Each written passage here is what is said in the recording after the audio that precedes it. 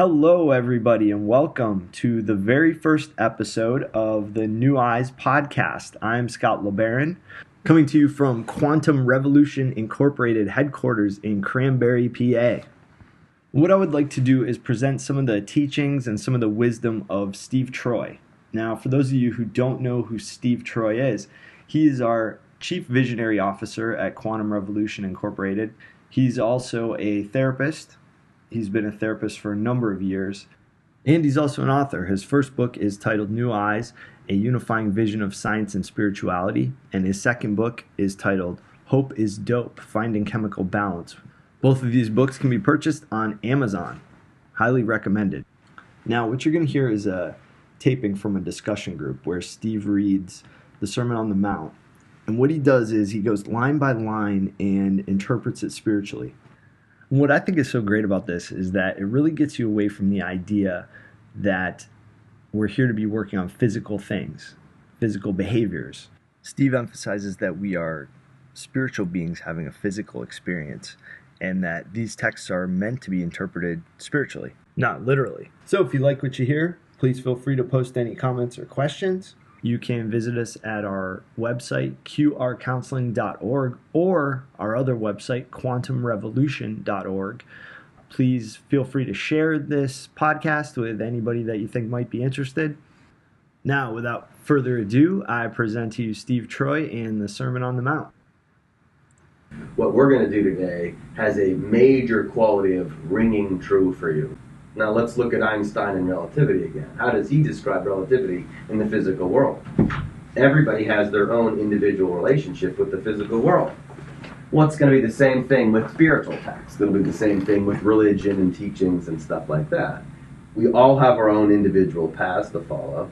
This is ultimately the Kalama Sutta. And so what we're going to go through today, my goal isn't to convince anybody to see it the way I see it. I just want to see if there's some truth ringing going on, and perhaps there's some depth to some of these things that we're going to go through that you haven't seen before. Now, as I'd like to have said, this is our 25th group here. If we had been working on learning French, do any of you speak French? No.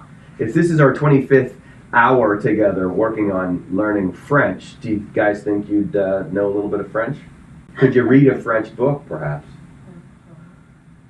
What we've been working on is building up to this exact thing, which is now it's time to read spiritually. We've been working on spirituality, the science of spirituality, and now we're going to be going through all these spiritual texts from a spiritual point of view and not the physical point of view. It wasn't, and it never is intended to be about bodies. It's actually intended to be about souls. And so we're going to do one of the most classic texts of all time, the Beatitudes and more, which is Jesus' Sermon on the Mount from Matthew and chapters 5, 6, and 7. And the goal ultimately is to see if there's something that rings true for you, and if it rings deeper, touches a chord perhaps a little bit deeper, tapping into that spirit deep inside. So, the whole Bible is valuable, of course, and there's a whole wide range of potential interpretations for a bunch of different reasons.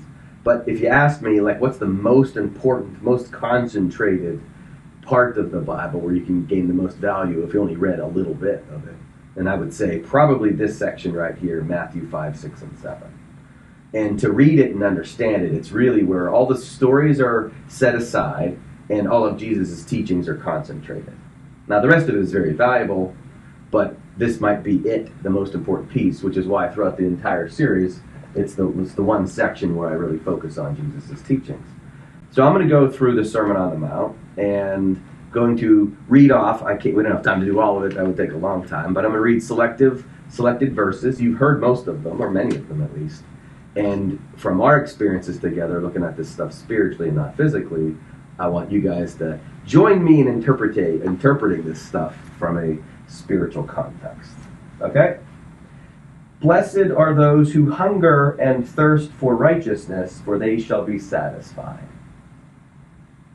This is Matthew 5, 6. Blessed are those who hunger and thirst for righteousness, and they shall be satisfied. First, let's take that physically. Now, a lot of people believe the Bible is a physical document, and they read it literally. Can you read that line literally? Doesn't make any sense to read it literally. How do you hunger and thirst for righteousness physically? Of course not. It's obviously spiritual. So what does hungering and thirsting for righteousness mean? See, there's that soul quality of you that is hunger, it's thirsting, it's craving something. In the physical world, we crave things all the time. The soul craves something too. It's hungering and thirsting for righteousness, for they shall be satisfied. What does that mean? If you hunger for a cheeseburger, and you really want that cheeseburger, and you go eat that cheeseburger, what happens afterwards? If you just want it, you'll get it. Seek and ye shall find, ask and ye shall receive, knock and doors shall be opened, all that stuff. The fact is, the mere hungering and thirsting for righteousness, for the truth, or from the beginning, Christ consciousness, just the desire for that, you will be satisfied. But what if you don't hunger and thirst for it? What if you just hunger and thirst for cheeseburgers? Or alcohol, or heroin, or drugs, or sex? Will you be satisfied? Briefly. Ultimately, no. Ultimately, no.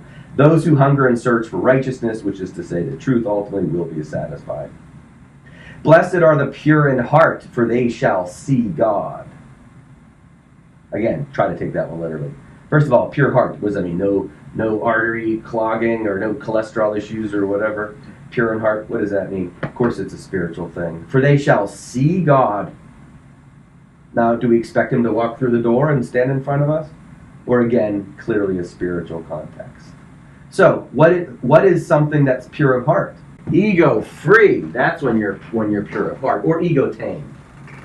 When your ego leads the way, that's the devil, the ego. When it leads the way, flesh focus, you're not pure of heart. You're gonna have a different type of energy in there. But when you're pure of heart, the Spirit comes over you, and now you're able to see God. I might call that new eyes, because you're able to see it. It's not going to be with the flesh. Although in a way it is, because you'll see the world in a much more beautiful manner. But the sight comes through Spirit, of course. Blessed are the peacemakers. This is one out. I gave you some easy ones there, but they're going to get really deep, and you'll see how they get misunderstood a lot too. Blessed are the peacemakers, for they shall be called sons of God. Now, take that one literally. How do most people take that one? Blessed are the peacemakers, for they shall be called sons of God.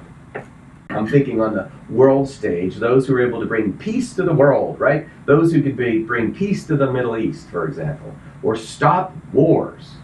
That's considered to be a peacemaker. And almost every time this verse is referenced, blessed are those who are able to stop wars and fighting. Here's the challenge. What's the context here again? This is about spiritual development. And so where does the peace get made? Inside you. Blessed are those who are able to bring peace inside themselves with the war that's going on inside themselves between ego and spirit. That's the war. Next week we're going to do the Bhagavad Gita, in which Krishna, similar, describes your entire reality as a war. And you got to fight that war. Well, the peacemaker is when you bring peace inside your own house. Good luck bringing peace to the physical world. Jesus' life physically ended not peacefully at all. And yet, inside he was peaceful. So this isn't about bringing peace to the physical world, although that might come along with it. This is about bringing peace inside yourself. For they shall be called sons of God. Now, prior to being a peacemaker, who are you a son of? You're the son of a physical parent. But whenever you're able to balance yourself, chapter 5, whenever you're able to find that balance inside your head and your heart, and you're able to tame the ego and find the spirit, now you're a son of God. You're an actual child of God here. Gender again, why a son of God? This is because the male aspect is the giving of spirit, whereas the female aspect is the receiving of spirit. That's it. That's what male and female means spiritually. So you're a son of God because once you've balanced yourself, you can now be a giver of spirit. Prior to that, you're a daughter, and you're receiving of the Spirit. That surely isn't sexist. That's the thing. Jesus wasn't sexist. And he's not referring to, well, girls aren't important. He is referring to when you are balanced spiritually, you've made peace inside yourself, you can now give spirit to other people.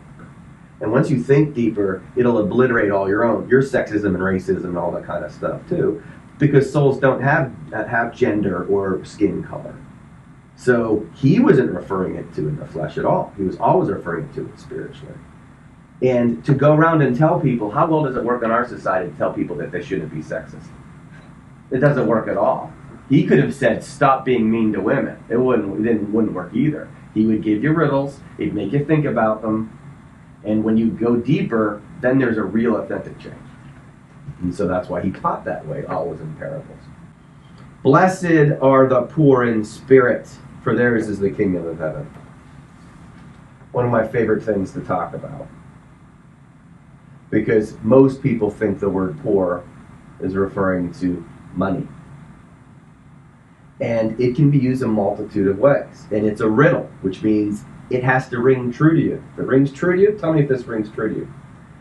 The same man who says it's easier for a camel to fit through an eye of a needle than the rich man to get in the kingdom of heaven, which means having riches is not a good idea. That same man says, blessed are the poor. So what are you supposed to do? Have money or not have money? Because honestly, if it's hard to get in the kingdom of heaven if you're physically rich, then I guess we should take money from the poor and give it to, I don't know, bury it or something. But it's because it's not about money. And yet people make it about money. They hear the word poor, they think money.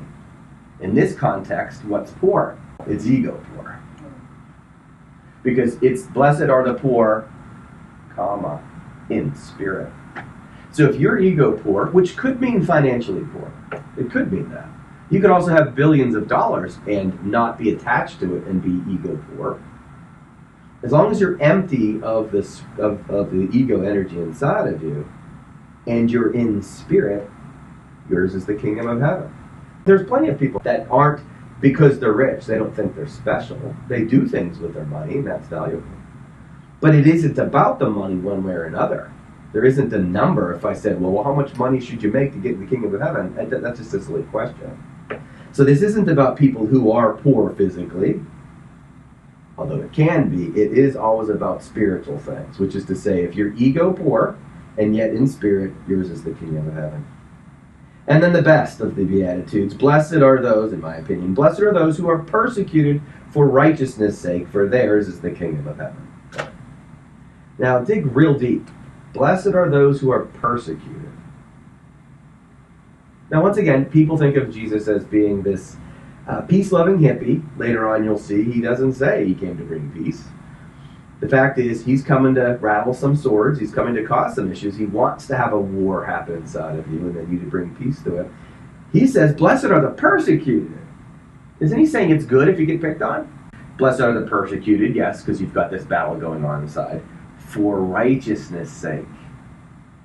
Now, persecution could mean by other people. It could mean getting picked on. In the bully victim scenario, he's not saying blessed is the bully. He's saying blessed are the person who gets picked on.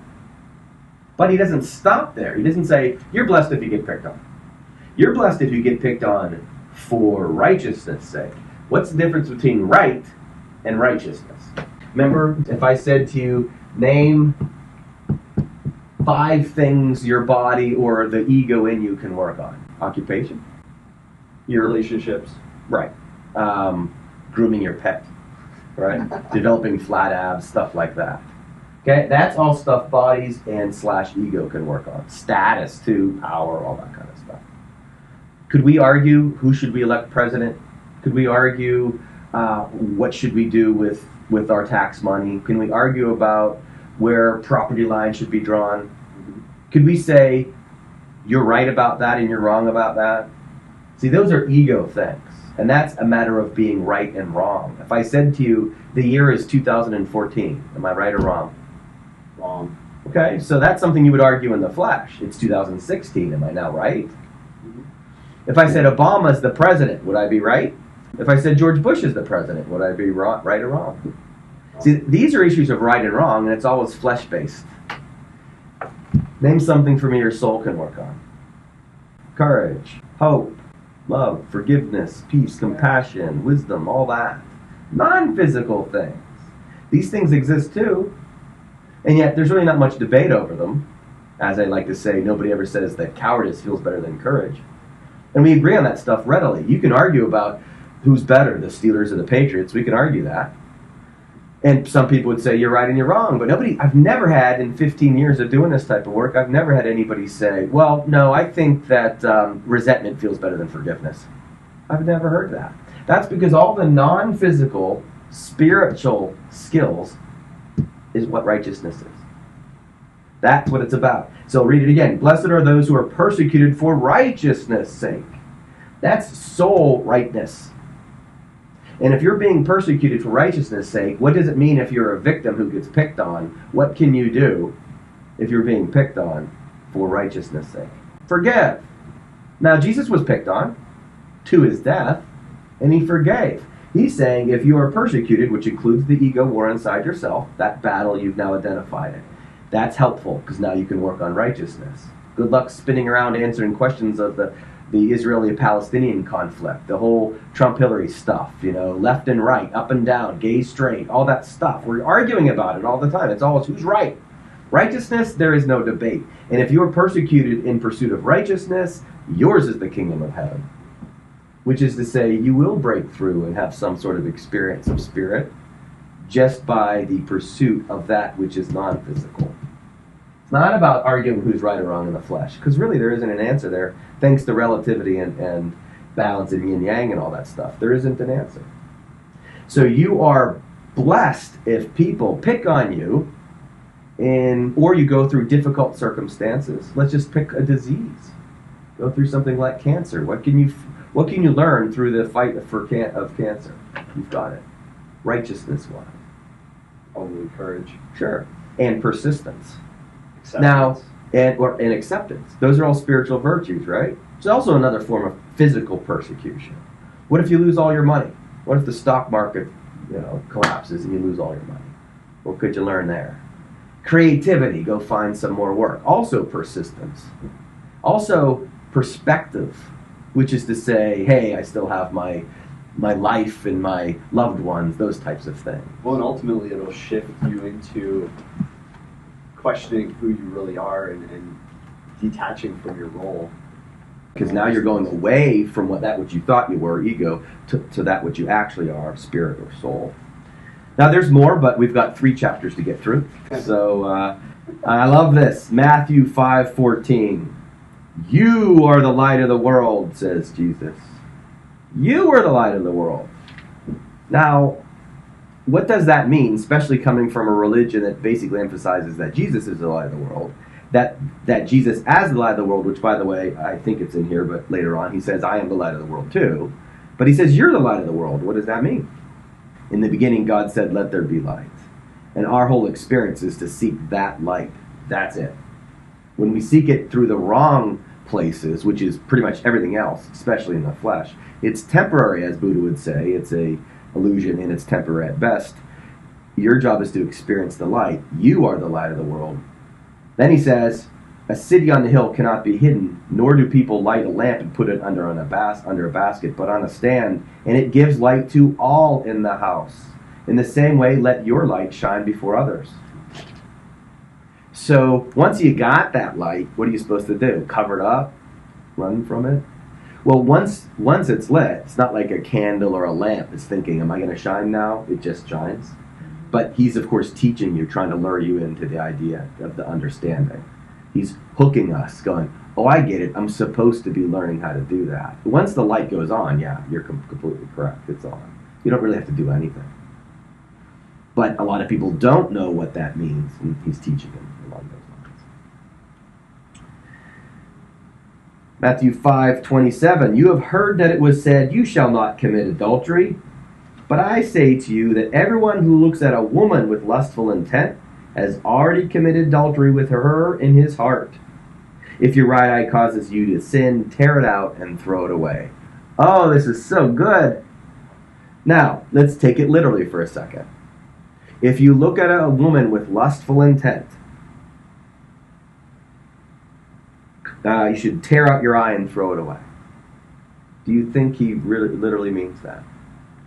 Clearly not literal, although some people have taken this stuff literally. It's why they blind people in some cultures and do things like stonings and all that kind of stuff, because they take this stuff literally. It's not intended to be literal. It never was. I hopefully prove it to you more this way. If anyone looks at a woman with lustful intent, what does that mean? You can look at men with lustful intent? He just says women. Now, he doesn't mention men. Does that mean you're allowed to look at men with lustful intent? And is that even logical? Now, I wouldn't take it literally. I take it spiritually. What is adultery? As we said from the beginning, and as we should always say, he's always teaching spiritually. He's sometimes teaching physically. Let's throw this back into the physics for a second. You are always going to be consciousness. You're always going to be soul. You're always going to be that, now and forever. All of eternity you will be. You're only temporary flesh, and that part's the illusion anyways. So may I use your name? Sure. You're only temporarily Scott. That's for a brief period of time, 80 years give or take. But eternally you'll be that which is soul. Okay? So the teachings are sometimes physical, like when Jesus gives fishing advice. He's cast the net to the right side. I mean, maybe there were fish over there, and people take it that way. Ooh, the miracle, it's all the fish. But it's always meant to be spiritual. Casting your net to the right side means to the spiritual side of the brain. Because the left side is the logical side, and the right side is the artsy spiritual side. Cast your net over there. That's where you'll find all the big fish. And people take it literally, and whoa, great fishing advice. Okay, maybe it was good flesh advice. And there's no doubt that this is pretty good physical advice. Probably shouldn't look at women with lust. Probably shouldn't look at men with lust either, though, right? He doesn't say that. Why? Spiritually speaking, again, we're talking about your soul having a battle. What does committing adultery on the spiritual level mean? It's when you were, before you got here, a soul, and then you forgot, and you committed adultery, and you fell in love with this place. This is almost exactly what the TV show Westworld is all about, this kind of stuff. Once you get into the physical world, you fall in love with it. And once you've fallen in love with it, now you're committing adultery. Because you are having sex with it? Well, maybe, but you're absolutely exchanging energy with it. And that's, again, what spirituality is all about, the exchange of energy. Well, once you start exchanging physical energy, and it could mean sex, and it absolutely does sometimes, but it means everything in the flesh. If I look at the physical world and I become obsessed with it, I'm exchanging energy with it. This is entanglement. And on the level of this realm that we're in the flesh, if you fall in love with it, you've just committed adultery. So if your eye causes you to sin, tear it out and throw it away. Does he want you to do that? Physically? Of course not. What does he want you to do? Stop looking at it that way. Visually, stop looking at it that way. But perceptually, stop looking at it that way. Tear it out, throw it away. Stop looking at the world as a flesh place. It isn't a flesh place. It's a spiritual place. And this verse is about don't cheat with it. Don't fall in love with it. Don't lust in your heart for it.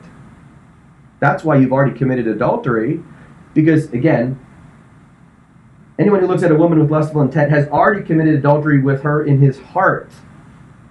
So, does that mean my heart is going around having intercourse? Of course not. It means the act has already been committed, because as soon as you look at the physical world, as you guys have heard me say multiple times when I've been obsessed with sports over the years, and I'm rooting for my team to win, whether it's gambling or Steelers in the Super Bowl or whatever, I'm sitting there and my heart is feeling pulled towards the result of this flesh experience. Gee, the Steelers need to win for me to feel peaceful. I just committed adultery in my heart. So blinding yourself, or tearing out your eyes to blind yourself to the ego. I mean, that's what it means. He's not being literal. It's always spiritual. Matthew 5:38. You have heard that it was said, an eye for an eye and a tooth for a tooth. But I say to you, if anyone slaps you on the right cheek, turn to him the other one also. Now, how is that usually portrayed? Let someone slap you. Right. Again. If I smacked you, slap me again. Yeah. Okay. Yeah, right. Do we teach that to kindergartners? Do teachers teach that to elementary school kids? If somebody's being mean to you, tell them to punch you again. Do we do that? Of course not. That's insane. And yet you see it depicted all the time as physical. Smack. Well, hit me again. Smack. Okay? That's insane. Now, there can be some context for that. And by the way, it can be a courage-building exercise to not fight back. But this was never meant to be a physical kind of a battle against another flesh and blood being scenario. This is, if someone smacks you on one side of you, turn to the other side of you. What does that mean? Someone smacks you on the ego half, turn to the spirit half. You have a spirit side and an ego side. And when somebody beats you up on one side, you can flip to the other. And it could mean if somebody comes after you in the flesh that you fight back in the flesh. It could mean that you don't fight back in the flesh. Once again, we're to the yin-yang duality, don't judge aspect. But for sure, you should turn the other cheek. Go spiritual. And I won't judge you if you decide to punch him back or to ask for another, thank you, sir, may I have another. I mean, you could go either way with that. Your call. But as long as you're pursuing righteousness, I've got your back. And the fact is, you're an eternal soul that can't die. And then all of a sudden you obsess, we all do that, about this physical world stuff. No. That's only going to cause pain and suffering. Which leads to the next one, Matthew 5:48. I say to you, love your enemies. Now, let's go physical again, and how that's often portrayed, because we see Jesus as a man being killed on a cross, beaten to death, and he loved his enemies in that context. That suggests to people we should allow our enemies to kill us. That's what it suggests. Now, that was his context. Relativity, that was the way he did it. And that was a physical component. There was always a deeper teaching. He did it spiritually as well. So does that mean you should go around, see an enemy, let's say, go up to ISIS and say, hey, come on, let me give you a hug? Well, it might mean that. Remember, there's always a physical element, but it's always spiritual. That's what he's teaching. So what does it mean to love your enemy? You have to learn how to love the ego that's causing all the pain. That's how you tame it. And we'll get to that a little bit later, if not today, then when we do the rest of the series. The fact is, your ego turns out to be, the ego inside you turns out to be your best friend. It is teaching you how to get to where you need to go. You need to go through it. It's the suffering that teaches you who you really are. And the ego causes the suffering, and you have to go through it. You got to love that thing. You say thank you for all the pain and suffering. Thank you, ego, for causing all this. Man, now you're going to get enlightened fast. Now you'll shoot up the spiritual ladder. But if you resist the ego, and you say, this sucks, so why do I have to go through all this? Now it's just going to persist. What you resist persists. And at the same token, in the physical world, physical enemies, it's the same thing. Loving your enemy doesn't mean baking them a pie. Loving an enemy does not mean calling off sanctions against them or letting murderers out of jail. That's not what it means. It doesn't mean your neighbor stole something from you, so you go give them, they take your big screen TV, so you go give them the DirecTV unit as well. I mean, that's not what that means. It's a spiritual thing. It means that the spirit, the soul, the essence that's coming out of you, compassion from the heart, is what you send back towards them. You still might go demand the TV back, and you might even drop the bomb on another country that's fighting you, and you do it with love. For if you only, Matthew 5:46, for if you love only those who love you, what reward do you have? Great point. Let's go political again. Again, the only one that wishes the election hadn't ended, because there's so many lessons to be learned. If you only love those who love you, what reward do you have? See, now we always have an opposition. The opposition inside ourselves, but also external opposition as well. And you can practice with the flesh to teach and tame oneself inside. And so, obviously, Democrats agree with Democrats. Republicans agree with Republicans. Well, the challenge is can you work on seeing the other point of view? I know people on both sides. I've done this myself. I've worked on seeing both perspectives of say, something like pro-life, pro-choice. It's really not that hard to do. You just have to be willing to do it. F. Scott Fitzgerald, the true test of first-rate intelligence, is to hold two opposing viewpoints in mind at the same time and still retain the ability to function. That means, I get it. It works either way. I could see why we could do war here. I could see why we would not do war here.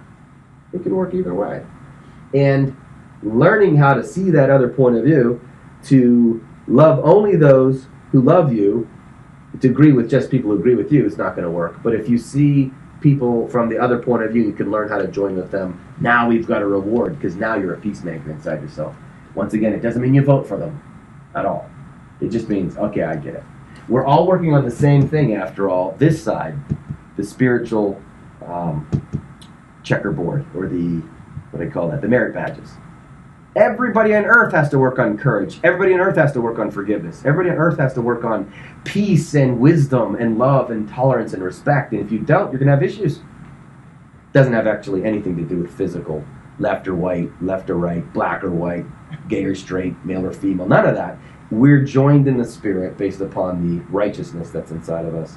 Matthew 5:48, you've heard this a gazillion times. From the beginning, and I say this in almost every group, Jesus said, you must be perfect as your heavenly Father is perfect. He sure as heck better not mean that physically. You got to have flat abs, rock hard six-pack with a great head of hair like Jesus did, because they always portray good-looking Jesus.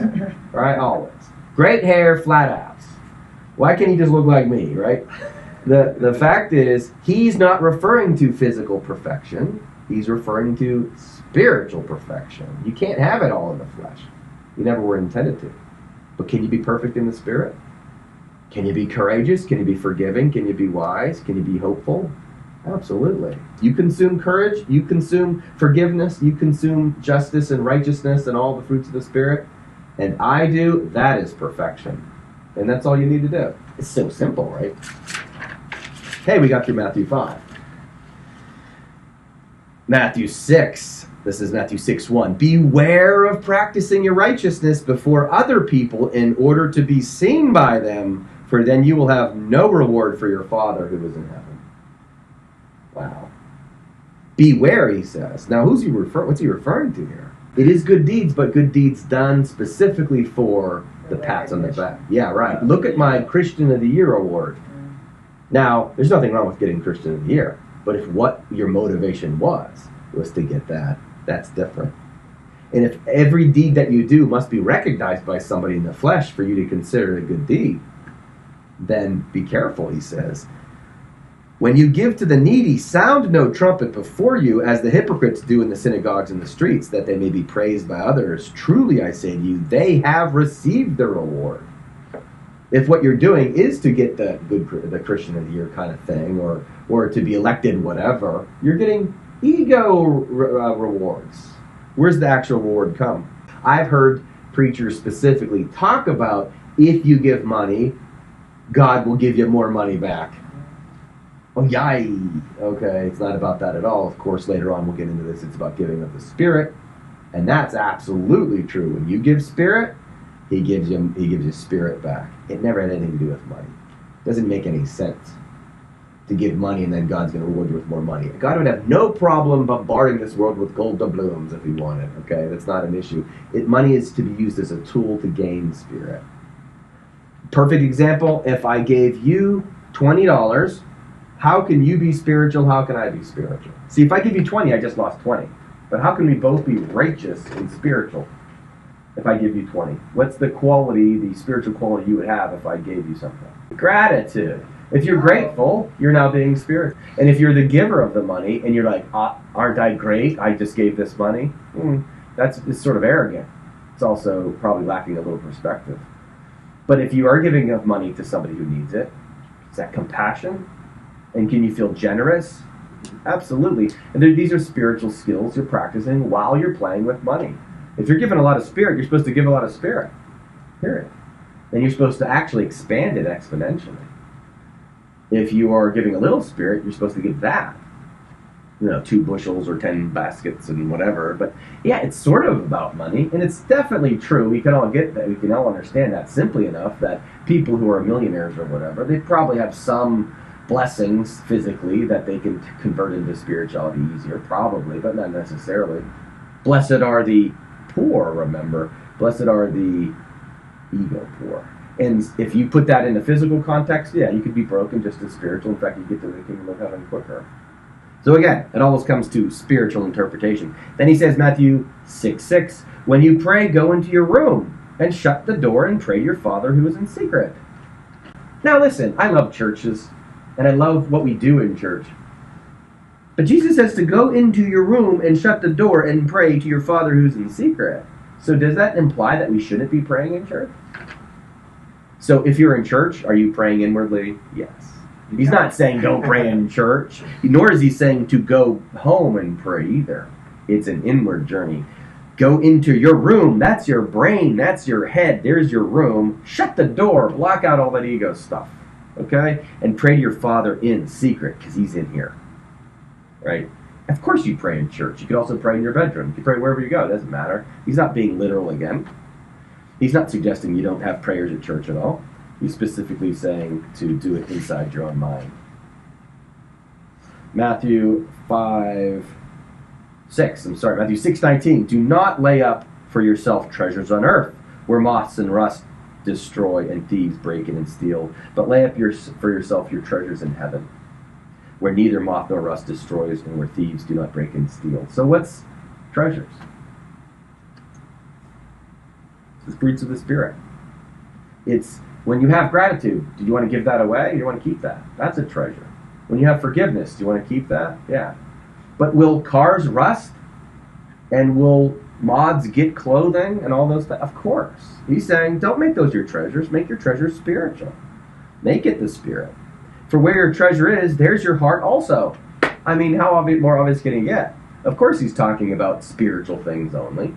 It's not like, hey, my Xbox, I love it. Hey, what's my heart doing on my Xbox? I mean, that's just silly. He's always talking Spirit. Be mindful of the fact that when we convert that into the flesh, it's better to give Spirit to somebody when you're giving him 20 than to give them ego and judgment when you're giving him the 20. 6:22, the eye is the lamp of the body. So if your eye is single, your whole body will be filled with light. But if your eye is bad, your whole body will be filled with darkness. If then the light is in you is dark, how great is that darkness? Wow. So, your eye is single, meaning what? Most of us are used to having two eyes and dealing with the physical world. Well, we have the physical part of ourselves, the merit badges on the flesh side, and then you have the spiritual part. Well, if you have single eye or healthy eye, he's referring to when you know you're here to work on your spirituality. That's what a whole lot of spiritual teachings are about, that third eye. And that's referring to your soul's eye.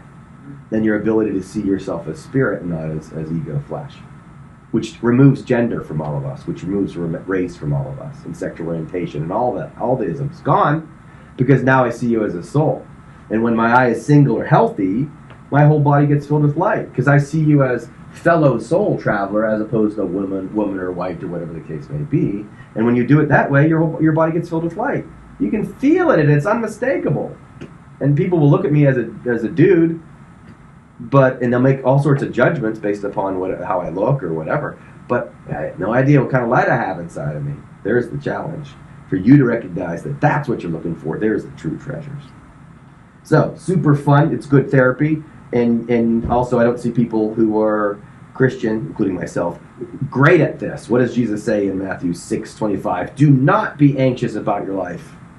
Do not be anxious about what you eat or what you drink or what you wear. Do not be anxious about your body, he says. And by the way, he says don't be anxious again and again and again throughout this.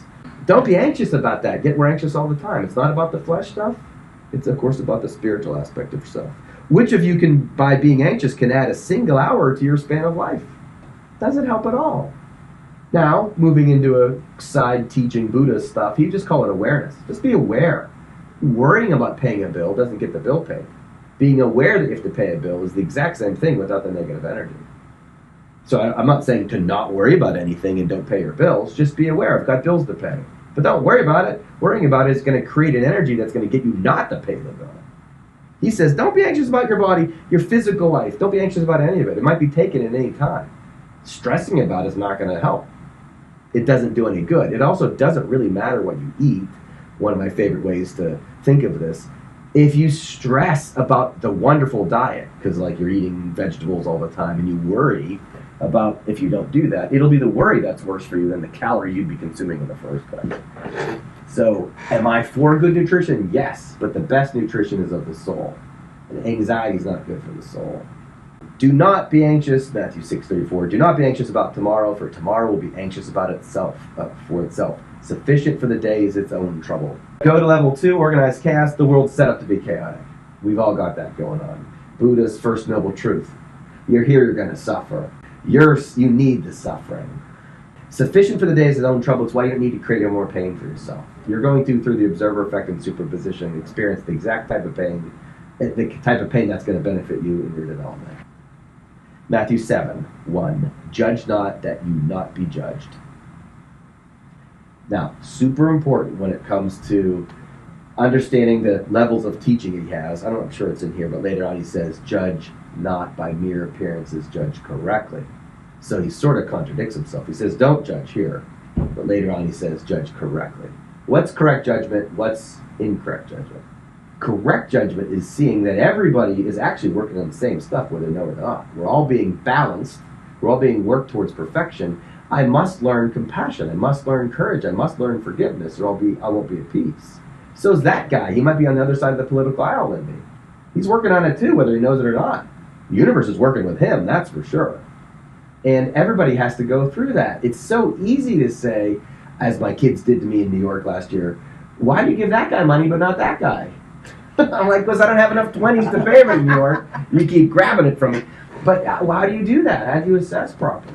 You know, when do you stop for everybody in traffic to let them in, or just sometimes when the mood strikes? I mean, it's so easy to judge. And if I told you driving 120 miles an hour down the highway, is that bad or good? I was born in a car on the way to the hospital. I like to think my dad was speeding. He told me he wasn't. He was stopping at stoplights. But whatever. The point is, you wouldn't judge him if he were. That's the key. And so if I said to you, hey, there's a guy getting murdered over there, would you say that was bad? But I said, oh, no, he's being nailed to a cross, and he's willingly doing it. Would you say it's bad? Or the greatest event in human history? Which is it? So are murders good or bad? Now, let's be careful, mindful of that. Who thinks of that? I'm saying it all depends upon perspective and judgment and relativity. The fact is, Jesus was killed, and he turned it into something amazing. Okay? Do not judge lest you be judged. Because if you walk around looking at everybody else in the flesh like that, you're going to get looked at in the flesh like that. That's the observer effect. That's the mirror. And if you look at the world that way, the world's going to look at you that way. And that's pain all the way around until you look at yourself different. And then you break free from that because you've tamed the ego. Now it's something else, and now you can judge correctly. Because I know Scott's pain will be equivalent to the level of spirit that he's got in him, not because of the physical adversity he's been through. Jesus went through horrible adversity, so did Buddha. He put himself through it. And yet, what did they benefit at the end of that?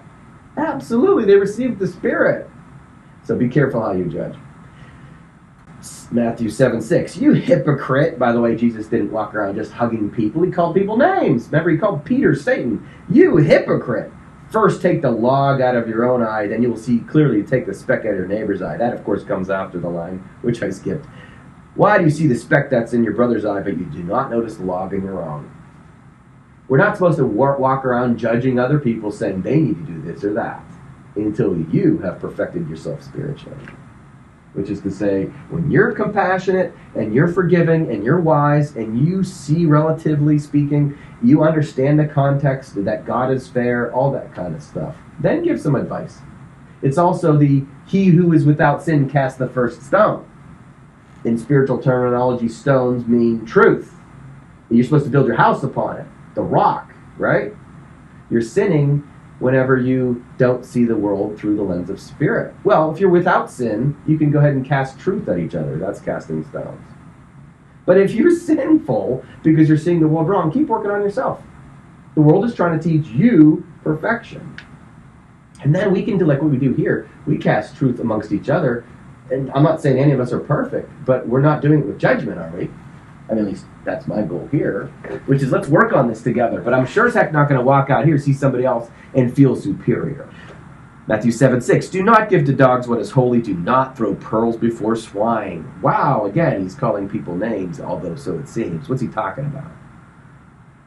People are invested in ego things. They're not going to want to hear the spiritual stuff. A dog and a swine and all forms of beasts in the Bible are referencing people who are in the ego world. So do not cast pearls before swine means don't waste your time talking about what we're talking about here to people who aren't interested. It won't work. It's a waste of time. You'll just be frustrated. You go give wisdom like do not judge or forgive or love thy enemy to somebody who's invested in ego mode. You just wasted your time. So don't do that. Ask it, it will be given. Seek and you shall find. We've been through this enough. It's referring to spirit. Ask for a big bag of gold, Scott. Please give me a big bag of gold. All right, let's wait to see if it manifests. Ask for some peace, patience. Will it come to you if you ask for it? Yes, spiritually, that's what he's talking about. This one's so good.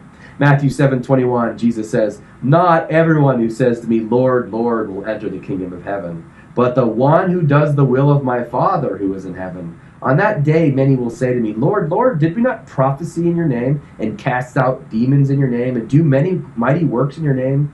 And I will declare to them, get away from me. I never knew you. Depart from me, you workers of lawlessness.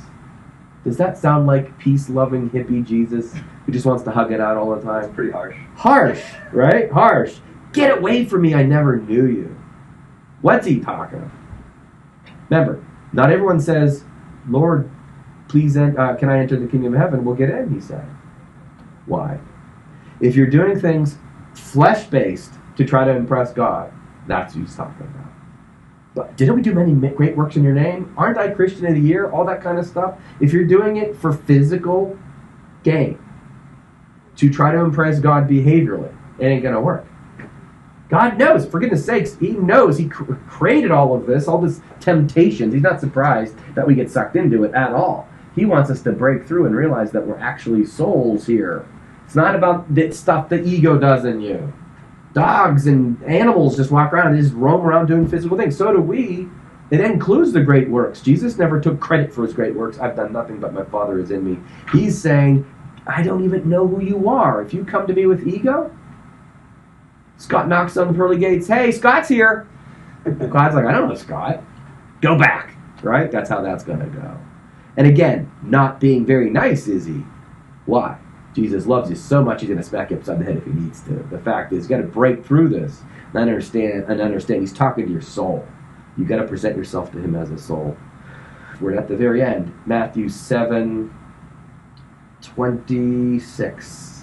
Everyone who hears these words of mine and does not do them will be like the foolish man who built his house upon the sand. What's the sand? Must be ego. It's the ego, right? You're foolish if you build your house upon the weak flesh world.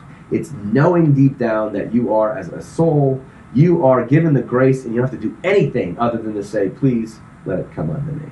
It's not fair otherwise, relatively speaking again. It's not fair because we're all put in different contexts. People are given different skill sets. This is why we've never done anything in the flesh that's impressed God at all. It's all glory to God anyways. Because the physical world is here for us to experience spirit. And if you see your gifts, whatever they may be, if you say your gifts as the Holy Spirit moving through you, and the gift is then like a movie there for you to watch, then you say, thank you for moving through me, and thy will be done. That's what it is. Not, look what I did. It's, wow, thank you for doing that through me. Well, there you have it. Again, thank you everybody for listening, and we will see you next time.